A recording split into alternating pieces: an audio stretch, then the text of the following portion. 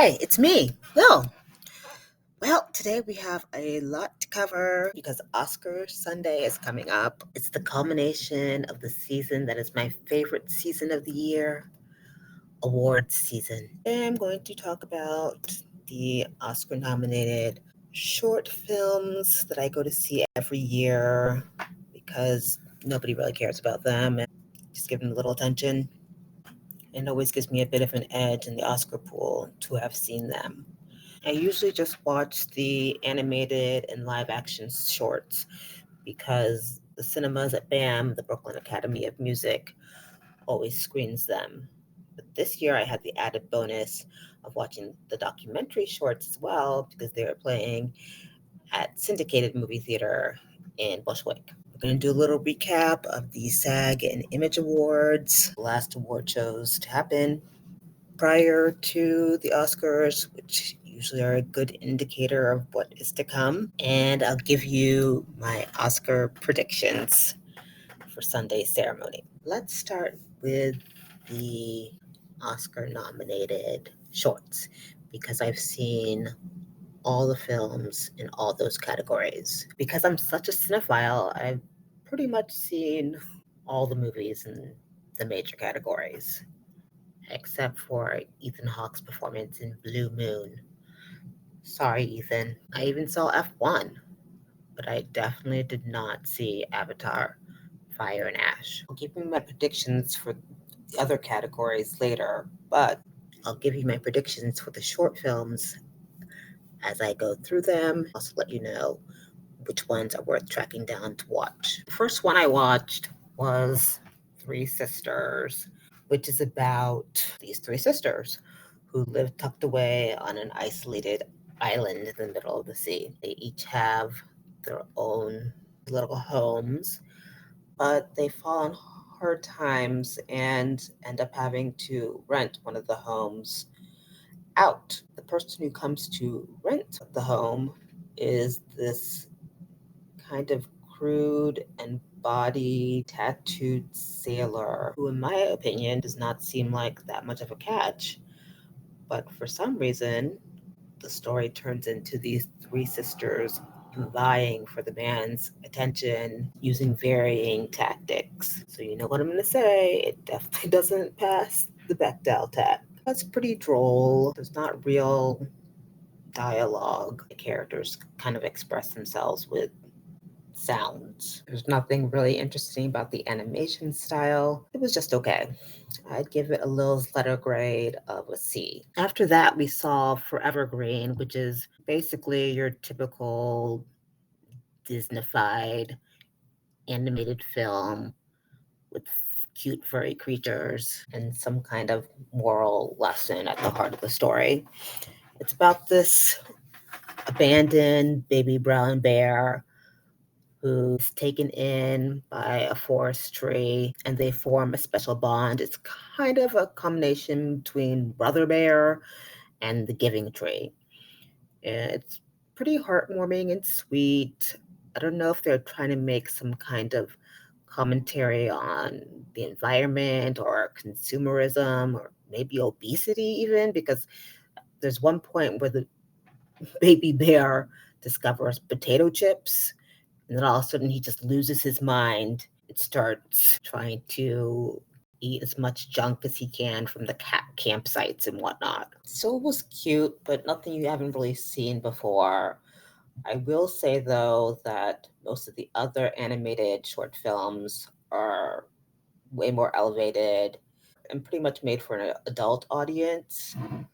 But Forever Green is one that's more kid friendly and you can watch it with your kids. Next up, we have The Girl Who Cried Pearls, which is a stop motion animation film that's kind of a story within a story about this grandfather telling his granddaughter the tale of a young boy who's destitute and living in this dilapidated room, seemingly by himself. And he becomes enamored of the girl that he can see in the next room through the hole in the wall. who's sadly being abused by her parents. And when she cries, her tears turn into pearls. So the young boy takes these pearls and tries to sell them at the pawn shop. The guy at the pawn shop is kind of this disreputable character who takes advantage of the boy. It's a maudlin tale. But the best thing about it is the animation style, and particularly how you can really still see the emotions come through in the eyes of the characters. Even though they're animated, they still are very lifelike in that way. This is the short that I predict is going to win the Oscar. It's very well done, so I give it a Lil's letter grade of an A-. After that was the French short Butterfly, or Papillon en français, which for some reason was rated NC-17, maybe because there was a couple of animated buttocks in it, but nothing in it made me think NC-17.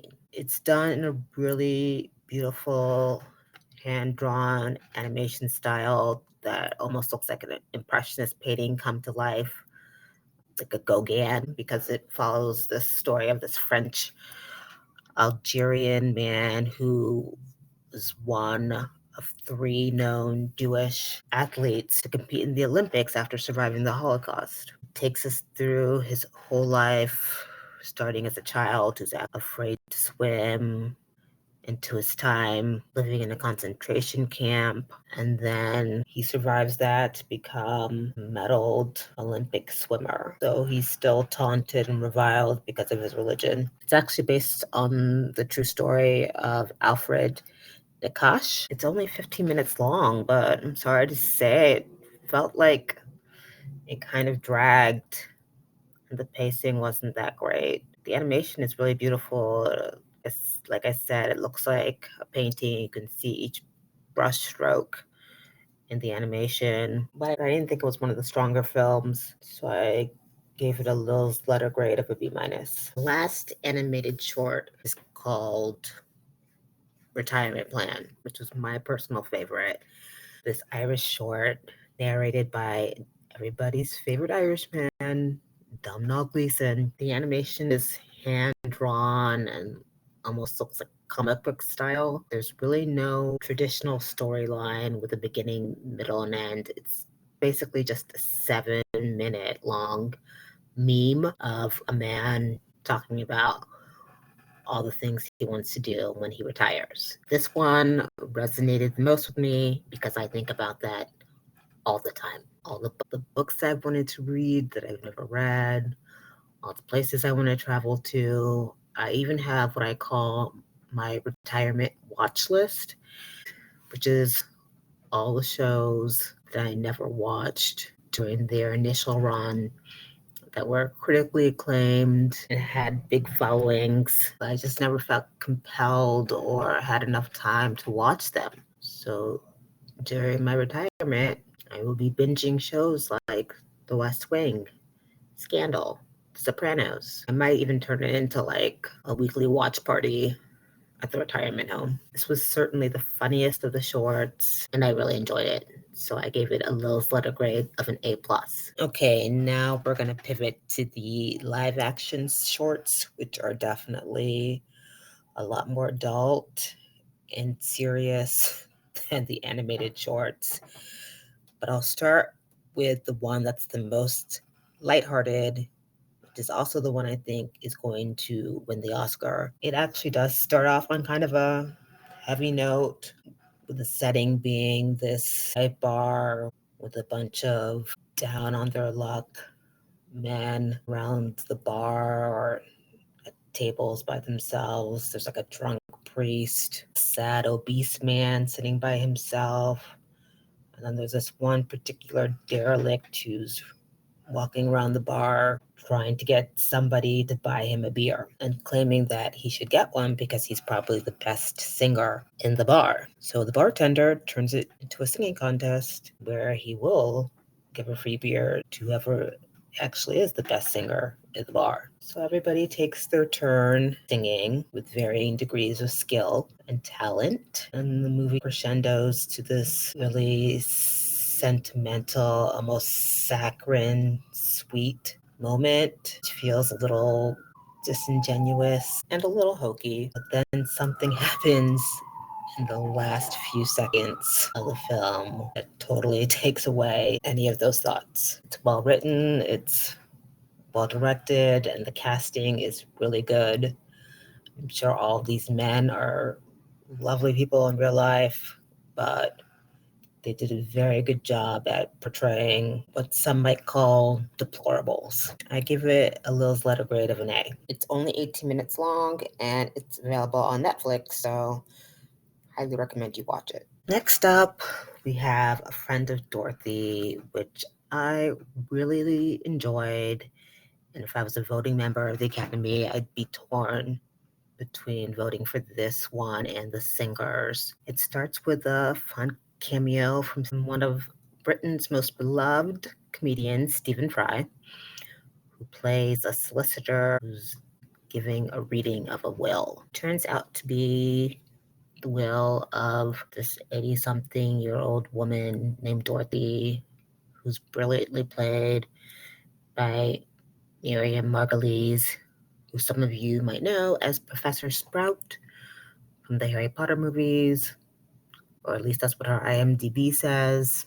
I don't know, because I've only seen the first and the last Harry Potter movies. The rest are on my retirement watch list. Well, the story flashes back to a time in Dorothy's life when she's living alone as a widow in her house, and she develops an unlikely friendship with a young boy who accidentally kicks his soccer ball into her yard. They discover that they have a shared love of theater, and she soon finds out that he's a talented actor himself and encourages him to consider studying to be an actor rather than a footballer like his father once. It's a really uplifting story of intergenerational friendship. Really touched me because I have a soft spot in my heart for elderly people.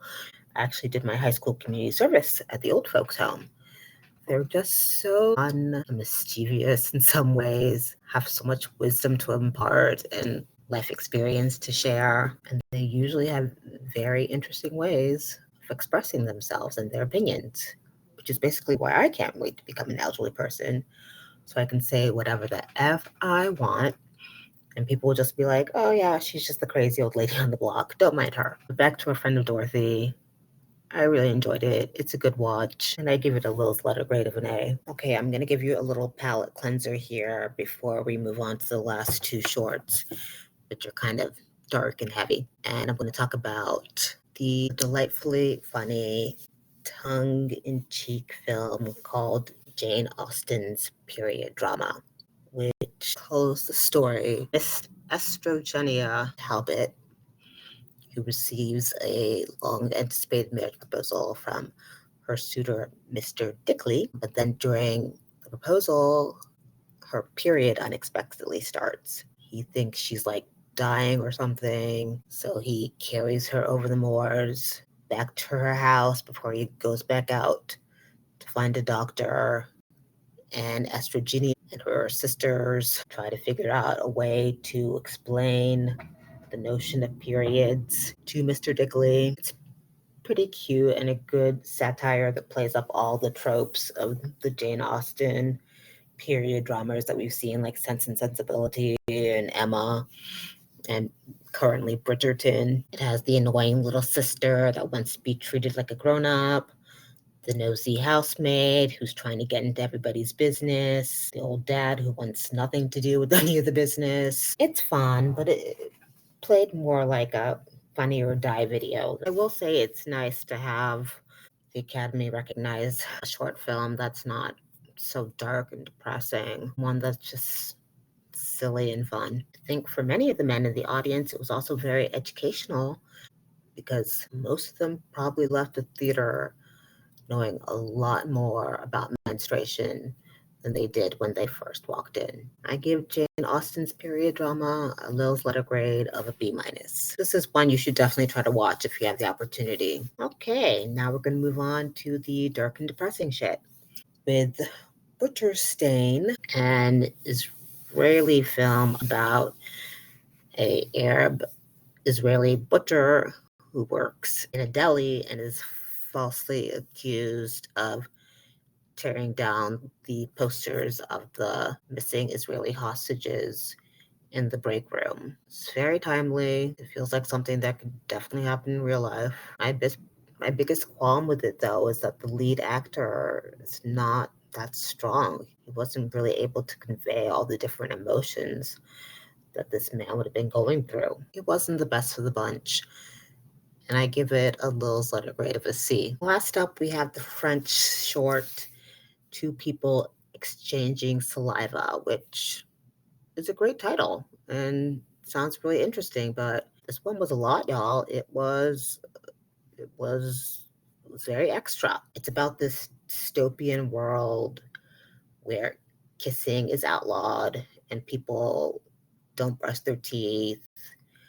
They like eat garlic in order to make themselves as unappealing as possible. There's this young girl named Malay who works in the department store. Every day she comes in, she gets in line with the other workers, and the security guards check their breath to make sure it's appropriately rank or whatever. She develops a relationship with this wealthy housewife who comes in to buy clothes, and they find themselves wanting to kiss but afraid to break the law. It's beautifully shot in black and white, really great cinematography. The costumes of the wealthy rich lady are also stunning, but the script was just doing too much because I failed to mention that in this dystopian world, people also pay for things by getting slapped in the face. So if you're buying like a $60 blouse, you're going to get slapped in the face 60 times. I was like, okay,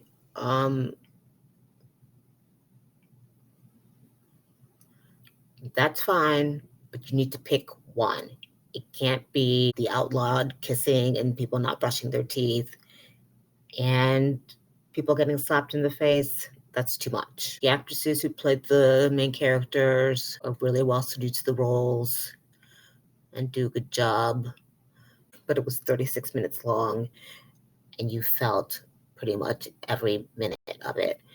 It could have benefited from some better editing. I give it a Lil's letter grade of a C+. Okay, last up, we're going to dive into the really serious shit and talk about the Oscar-nominated documentary shorts. I'll start with the one that I thought was seriously bad, which is called Perfectly a Strangeness. Let me start by saying I came into the theater like 5 to 7 minutes late, so I missed basically half of that short film. But it ended up being a good thing because the last 5 to 7 minutes were awful.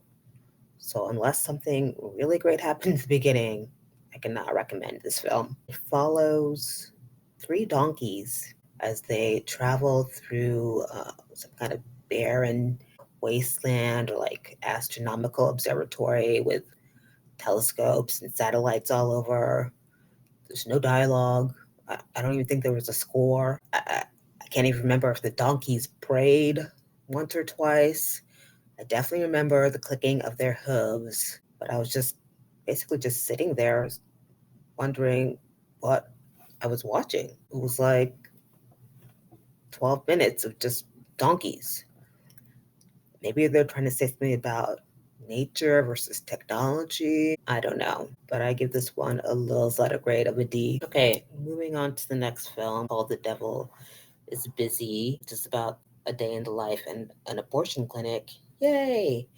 Or I should call it a women's healthcare clinic. I could tell right from the start that this was going to be good because in the title credits, I saw that it was produced by one of my favorite former CNN baddies, Soledad O'Brien, who, since she left CNN, has been putting her name on some really good material out there. So the movie is really interesting.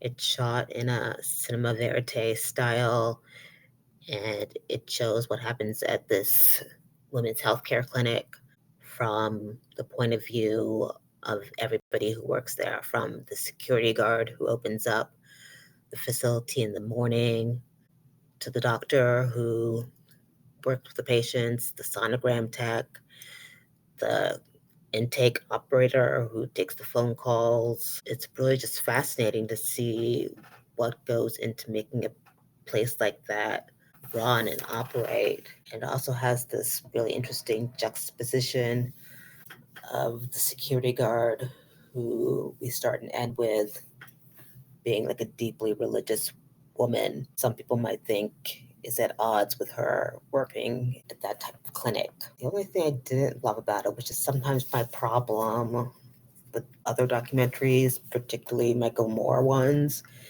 is that we only get to see one side of the story. I get it that we're supposed to be focusing on these women and people who do this amazing, much needed work.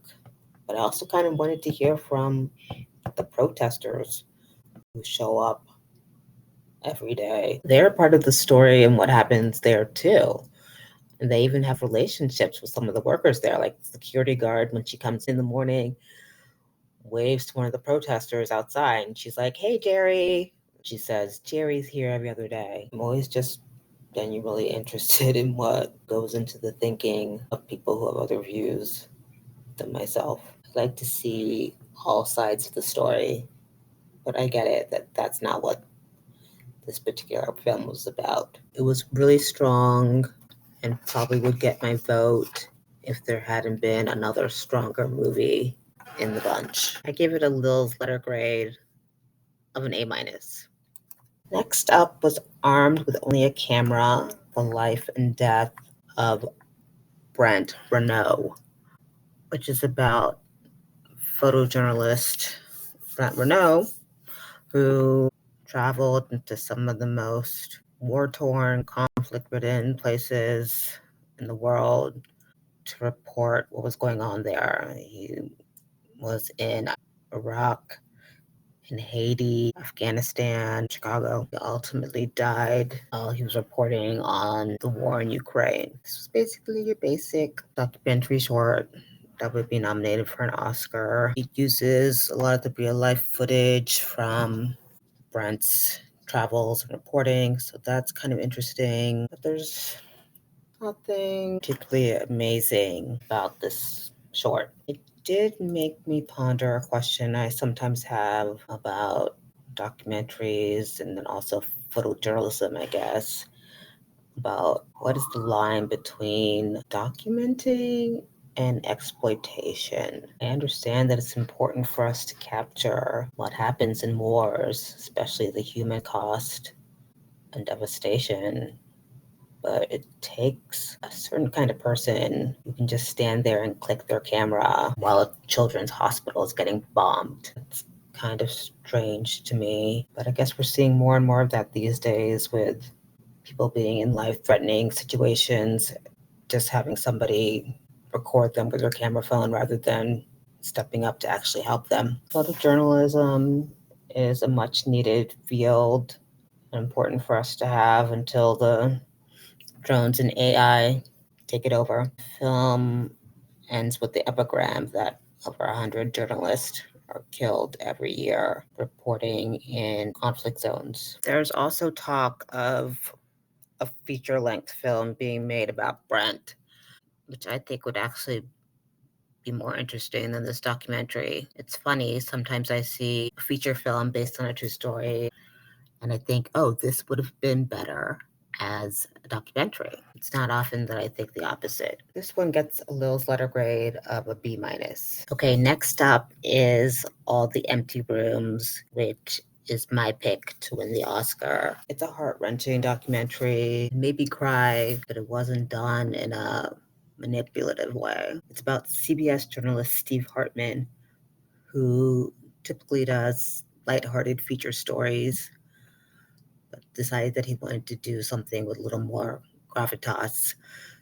So He worked with a cameraman to go around shooting the bedrooms of children who were killed in school shootings and interviewing their parents. As you can imagine, all of the bedrooms are left exactly the same as they were the morning those children left for school and never came back. So in a way, it's another memorial or testament to the life they lived before they were killed. This certainly could have crossed the line into exploitation, but it's done so well. Ugh, I almost want to cry talking about it. It's done so well that you understand that what he's doing is really trying to honor these children and also help the parents continue to process this tragedy that I'm sure they think about every day of their lives. Steve really realizes the importance of what he's doing. He does it with compassion and integrity, and he even gives parents a very special physical gift at the end of his time with them. I particularly loved seeing the part about one dad who takes a picture of his daughter every morning before she leaves for school, just in case one day it might be the last picture. This one's available to watch on Netflix, so I recommend you do, but only if you're ready to be super depressed and cry. I gave it a Lowe's letter grade of an A+.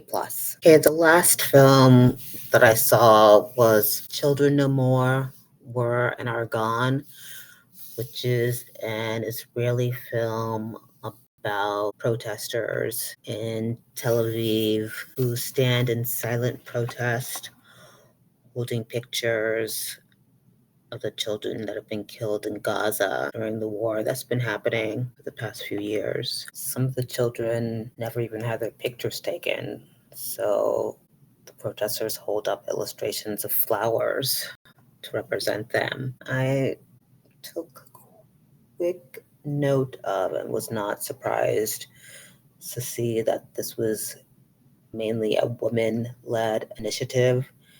There are definitely men amongst the protesters, but the whole effort is coordinated and led by women. I'm sure you can imagine some of the harassment and hate and vitriol that is thrown the way of the protesters by their fellow Israelis, but they just continue to stand there, not reacting and making the protest purely about these dead children. I think this was a really powerful film, has a lot to teach us about empathy, as a lot of art does. This particular film has a very direct message and shows us a unique method of how our a little empathy can take us all. I give it a Lowe's letter grade of a B+. So a couple of weekends ago, the Image Awards were held in Pasadena, California. And I will use this opportunity to remind you that I attended the Image Awards in 2014, and it was amazing. I won a contest that gave me free airfare and lodging at the Langham in Pasadena. I still have a bunch of the toiletries and stuff that I took from there. The pens are really nice. I also got a full Hollywood makeover and got to walk the red carpet. It was fun. That year was also the first year that Anthony Anderson hosted the show, and he was his usual delightful, innocuous self. But then he went on to host the Image Awards for like the next 10 years, which was just about as much Anthony Anderson as one could take. So I was really happy to see that this year was hosted by Dion Cole, who plays the dim-witted and wacky, but also lovable Charlie on Anthony Anderson's show, Blackish. Dion did a really good job keeping the pace going and reading the room. I felt like he was holding back a little bit. I don't know if his regular stand-up comedy is more blue, but here I felt like he wanted to say things that he probably couldn't say on network TV. So, as per usual, there's no surprises in the winners of the Image Awards. You pretty much know who's going to win going in, just like the People's Choice Awards. If they only have a picture of the person and they didn't actually show up for the ceremony, they're definitely not winning. So this year, everything went as expected. Quinta Brunson won for Best Actress in a Comedy. Abbott Elementary also won for Best Comedy. Michael B. Jordan won for Sinners, which would be interesting any other year because he beat Denzel Washington. But let's face it, Denzel and Spike are not at their best in Highest to Lowest. So Michael was the clear winner this year. And besides, Denzel probably only has like 50 Image Awards. Sterling K. Brown won for Paradise. Everybody knows what a stellar, solid actor he is. I've been watching all his interviews lately, and I've been learning so much about him and the things we have in common. He too ruptured his Achilles tendon, and we both think that Honeycrisp apples are the most superior apples. I'm going to take a little sidebar here since we're talking about Sterling K. Brown and him winning the Image Award for the show Paradise. I might have to make a retraction, but what I said last year about Paradise being a good but not necessarily Emmy-worthy show, because let me tell you guys, this season 2 opener was television magic. I mean, it was basically taking a page from the playbook from that episode of The Last of Us, season 1, episode 3, which is kind of a standalone episode with Nick Offerman and Murray Bartlett. This first episode of season 2 of Paradise can stand on its own because it introduces new characters that were not part of season 1 at all, and it could be watched almost like a short film. I kid you not when I tell you I've watched it no less than 4 times. I watched it the first time, then I immediately had to watch it again. And the next day I watched it again. And the following day, I watched it one more time. I finally got sick of it after that, but it's so good, you guys. Shailene Woodley gives brilliant performance, and I guarantee you she's going to be nominated for an Emmy. Like I said, even if you don't watch Paradise, you can watch this episode by itself and still see some really masterful storytelling. If you decide you like it, you might want to go back and watch season 1 of Paradise, which is also good TV. But I digress. Back to the Image Awards. The only thing I had a problem with was Michael B. Jordan winning Entertainer of the Year, which I feel should always go to somebody who's really done exemplary things over the course of the past year and gone above and beyond. MBJ surely could have been that person because he had a stellar year with the success of Sinners, except for the fact that he was in the same category as Teyana Taylor, who I believe was the true Entertainer of the Year. Not only did she give us an Oscar-nominated and Golden Globe-winning performance, she gave us a Grammy-nominated Best R&B album. She showed us how genuine, kind, and caring, and funny and delightful she is in all her press tour interviews. And her fashions were killing it. Like, what more could you want from an Entertainer of the Year? She is our Eartha Kitt. She's a quadruple threat. She acts, she sings, she choreographs, she dances. I'm not saying that she does all those things equally well, but I am saying that she can do all those things and you and I can't. Moving on to the fashions, the Image Awards is one of the few award shows like the Tonys, which I can pretty much guarantee everybody is going to be dressed not only stylishly, but appropriately. At the Grammys, pretty much everyone looks like trash. And the Daytime Emmys, you can tell that they bought all their gowns off the rack. But at the Image Awards, it's just lots of beautiful Black people, so we really can't lose. My special shout out to, you might want to Google image search. Go out to Wunmi Mosaku, who's just been killing it this entire award season, dressed in beautiful gowns of remarkable fabrics, well-tailored, the show off her figure perfectly. I'm so excited to see what she wears for the Oscars. At the Image Awards, she was wearing Christian Siriano. Shout out to Christian Siriano from Project Runway, who knows how to dress for any woman's body type. The dress that Christian made for One Me for this award show was a floor length off the shoulder gown. The skirt was like a deep burgundy, and I think maybe velvet. I couldn't tell. What is that, velvet? Sorry, I had to do that. Then it had a beautiful peach colored satin train that wrapped around her. You wouldn't ordinarily think peach and burgundy would go together, but it worked really well. My standout male of the evening was, as always, Coleman Domingo. If he's at an award show, none of the other guys should even try because Coleman is going to outshine them. At the Image Awards, he was wearing this amazing yellow suit by Sergio Hudson, pants and a blazer with a yellow turtleneck underneath.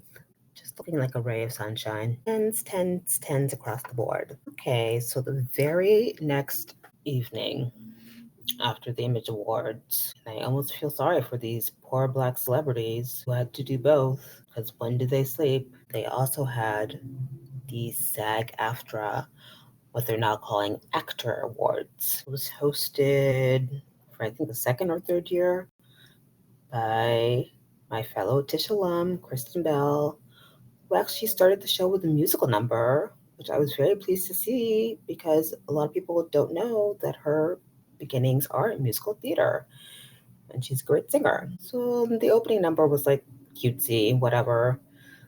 But then I feel like she struggled to get through the rest of the show. The material was definitely mid, and she knew it, and she didn't even really try to sell it. So it was kind of hard to watch. And she could have done more gown changes. Anyway, as far as the winners went, not too many surprises. It pretty much followed what happened at the Emmys. Pitt won for Best Drama, Studio won for Best Comedy.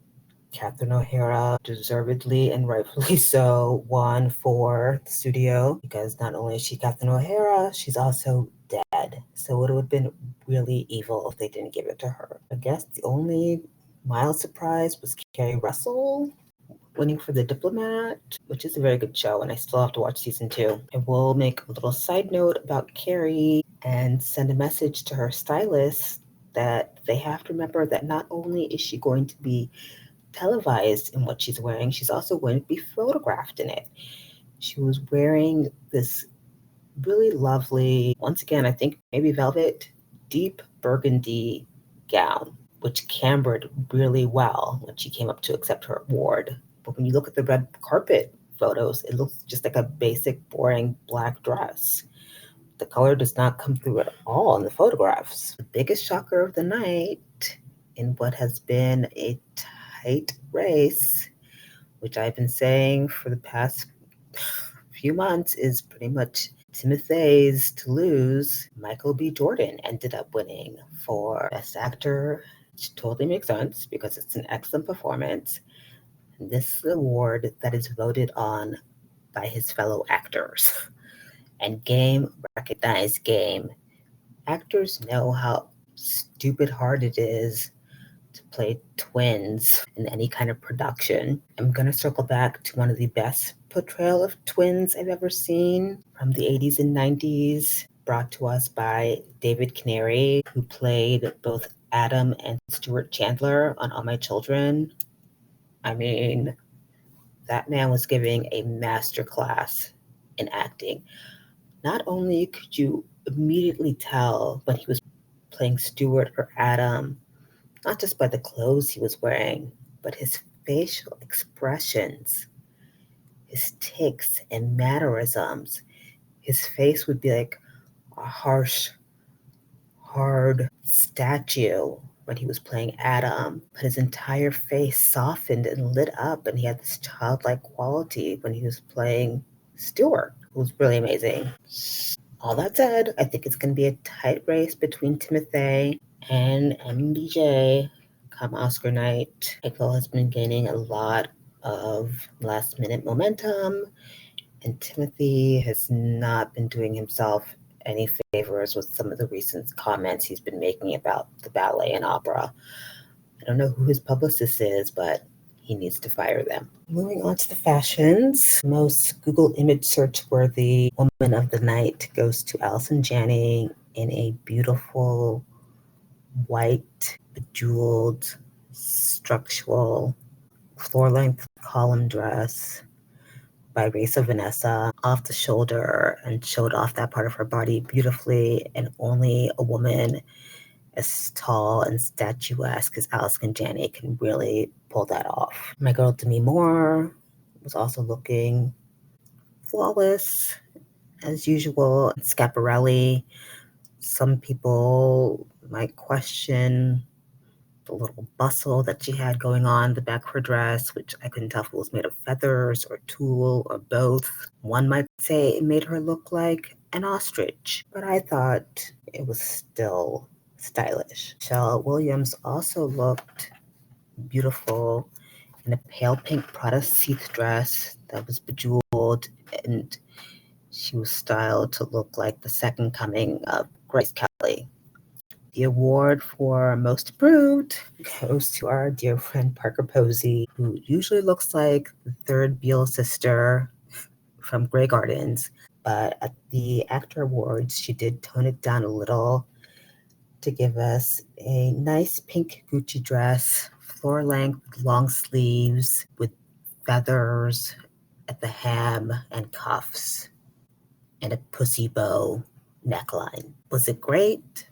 No, but it was definitely a step up. Now, we don't like to say that anybody was worse dressed, but we will say that there are some people who may have been browbeaten by their stylists into making some questionable decisions. And at the Actor Awards, it was Catherine Hahn in this Victor and Rolf disaster that was this long-sleeved black top with a full tulle bottom, and then what looked like red panniers on the side. You know, those things that the women in the 18th century used to wear to make their hips look exaggeratedly large. It was not a good look. Best dressed male goes to Connor Story from Heated Rivalry, who looked impeccable in Saint Laurent. It was a perfectly tailored suit, double-breasted, but it only had 2 buttons, so I don't know if that still counts as double-breasted. He paired it with a diamond choker necklace. He looked like a male model. A+. Before I go on to my final segment of the Oscar predictions, some of you might be wanting an update on my speed dating adventure. And I am pleased to say, I don't know if pleased is the word, but yeah, maybe pleased to say that there were no matches. So obviously that meant that those men were very, very stupid. And it's their loss. Anyway, I totally do it again with a friend or something, but I'm probably going to take another 10-year break from speed dating. Okay, drum roll, please. If my podcast wasn't so Temu version, I'd figure out how to incorporate an actual drum roll sound effect here, but I'm too lazy. Anyway, drum roll, please. And now I'm going to tell you my 2026 Oscar predictions for Best Picture. This one might have some surprises. I believe it should go to Sinners because I am a fan of horror movies and a fan of Black people, and horror never gets any respect in the major award categories. So I'd love to see it win. It's also just a beautifully made film all around. But I suspect One Battle After Another will win because it's had a lot of momentum this whole season. And it's also another well-made movie. for Best Director. It should go to Ryan Coogler for Sinners because, as I just said, it's a masterful film. But I think what's going to work against him is that he's fairly young. People don't always like to award young people with accolades because they also feel like they'll have another chance when they grow older, which is not always the case. So I feel like in this category, the winner is going to be Paul Thomas Anderson, not just because One Battle After Another is a well-directed film, but P.T. Anderson has had so many stellar, memorable, groundbreaking movies over the past few decades. So I feel like this is one Oscar that's going to be really given, not for this particular project, but more for overall body of work. Best Actress, you guys know how I feel about this. Jessie Buckley is locked in to win, as she has won every other major award this season. But if I was a voting member, I would give the award to Rose Byrne, because that performance was so visceral, so magnificent, and I just related more to it. I hope Rose gets another chance at this. Best Actor. Here is where we have the tightest race. As I said before, it was Timothy's to lose, but now Michael B. Jordan is neck and neck with him. So I'm going to predict Michael B. Jordan, Best Supporting Actor. I think Sean Penn will be the winner. How many Oscars does he have? Does he just have one for Milk? It's a really good performance, so I guess it's time to give him another Oscar.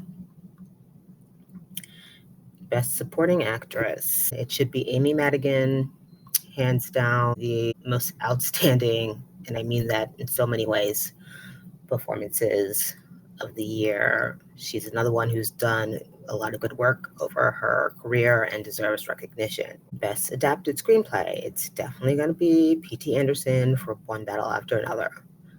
Best Original Screenplay. It will be Ryan Coogler for Sinners, as it should be. Best Documentary Feature. This is one category where I only saw one movie, and it's actually the movie that's predicted to win. But when I watched it, I was so unimpressed with it that I'm really confused it's getting this much attention. It's called The Perfect Neighbor. You can watch it on Netflix. When I was watching it, I was like, oh, great. I love a Netflix documentary. But when I was finished, I was like, this isn't even the best of all the Netflix documentaries I've seen. It might not even be as good as Tinder Swindler. Anyway, it's shot with all real-time camera footage, so I guess that's what makes it interesting. And it focuses on a hot topic of a racially motivated, stand your ground murder. But I didn't love it, so I'm gonna have to watch these other movies to see which one's really the best. International feature is definitely going to Sentimental Value, even though you know how I felt about that. Animated feature, hands down, it's going to be K-pop Demon Hunters, which has had a very good run and continues to over the past year. Casting, which is a new award they're giving out for the first time this year. I believe it will go to Sinners. Cinematography, this one I'm torn. There's a lot of good ones in this category. One Battle After Another, Train Dreams, Sinners, but I'm going to predict One Battle After Another. Costume design is going to go to Frankenstein, hands down. Film editing, that's definitely going to go to One Battle After Another. Makeup and hairstyle will also go to Frankenstein. Original score will go to Sinners. Original song, it's definitely going to be Golden from K-pop Demon Hunters, because I hear it every freaking time I get in an Uber and the radio is on. Best production design will go to Frankenstein because it is really well done. But as I said when I gave my review, can we not also acknowledge the fact that a lot of the set pieces look like the same ones that Guillermo del Toro used in Crimson Peak? Hello. Best sound is definitely going to F1. Best visual effects, definitely going to Avatar. And I told you about all of the short films. So, if you're going to watch the show, have your ballot ready, your ballot for yourself. Your Life with Lil ballad. Let's see how it compares. Hopefully, it'll be an evening of fun, fashion, and surprises.